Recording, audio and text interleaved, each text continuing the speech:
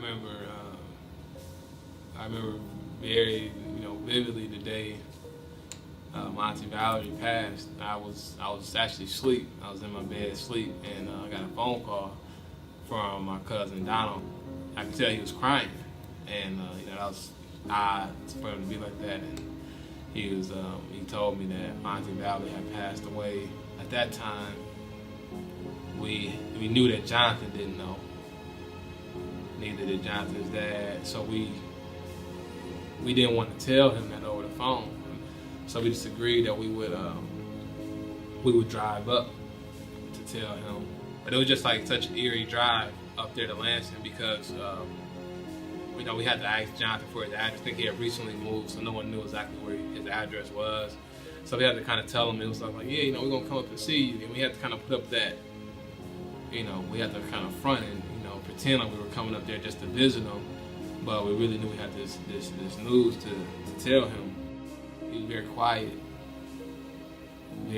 and he just kind of was like, okay, he thanked us for telling him, and I think over the next few minutes, reality started to set in, and once again we were all just so sad, and John had to tell my Uncle James. I was in service, and I got a call after church, and just to hear his voice, I think that's what got me. And he said, "Daddy, Mommy's dead." I never forget that,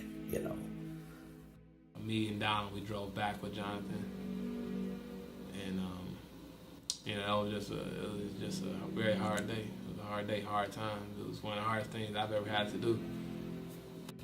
At the time that Jonathan lost his mother, Jonathan was about 20 years old.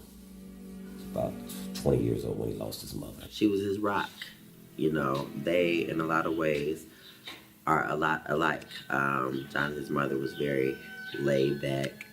She just had a cool spirit about her. And he is, in a lot of ways, too. He lived with his mother. She was his heart. So, everything he did, or when he would do things, it would be to, better him for her. Jonathan, very close to his mother. Very, very close. I mean, just when we were little kids, it's like they did things together. They did bowling. My Auntie Valerie was an excellent bowler. I think she should have been on TV. She probably was going there with her bowling career because she was just into it so well at it, did so good. And Jonathan, a lot of times, growing up, he would be in the bowling, and he was always beating us, because he would play with his mom a lot.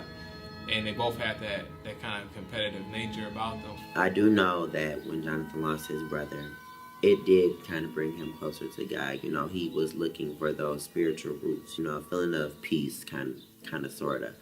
But when he lost his mother, that was just a different situation. I believe it separated him from God and anything spiritual, and faith and praying, because, she was his everything.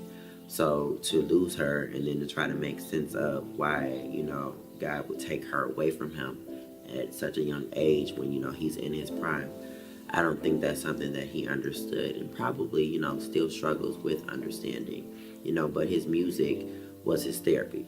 The religious part of it, I was always taught that God will be a mother for a motherless child, and I always ask God to intervene in there, to comfort him. I know that's a great loss, and that brother, that sibling, that would mean a lot, that he got his own sibling, his brother, that sometimes he might want to discuss things. You can't get closer than a brother, a true brother can be, to a sense. So I figure it's a great loss to him, and it bothers me still right now today, because he did have it, but now he don't, and I realized that I can't feel the shoes of those loss that he had. Jonathan has always been like a big brother to me, definitely like a big brother more than anything. He tries to, I think, encourage me to be the best big brother I can be for my brother David. I think a lot of that comes from his relationship he had with his older brother, just knowing the influence and just the power in that relationship between brothers. And I think, it just ultimately made Jonathan just stronger, and just, to care more for his family and always want the best for his family more, to just cherish the family he has. behind closed doors, I know some of the things still eats him up. On the inside, he's a very strong person, so it's not a lot he's going to show. Half the time, he probably won't even know what's going on with him unless he opens up and tells you. So, it definitely affected him. I wouldn't even still say to this day, like, it still affects him in a more powerful way. Because it's like now, I'm growing up, I'm doing all these things, and, I know what happened, but, it'd still be nice for you to be able to see it. So I definitely understand in that sense. But I know that she's looking down, and so is Sean.